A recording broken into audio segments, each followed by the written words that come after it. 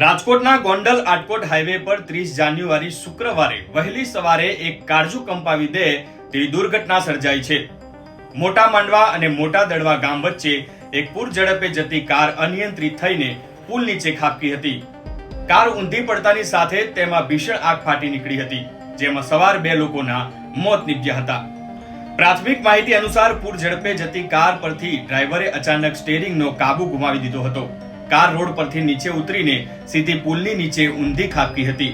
ઊંધી પડેલી કારમાં આગ એટલી ઝડપથી પ્રસરી હતી કે અંદર સવાર લોકોને કારનો દરવાજો ખોલવાની કે બચવાની કોઈ તક મળી નહોતી।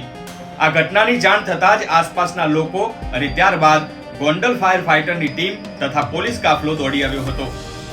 ફાયર વિભાગે પાણીનો મારો ચલાવી ભારે જહેમત બાદ આગ પર કાબુ મેળવ્યો હતો।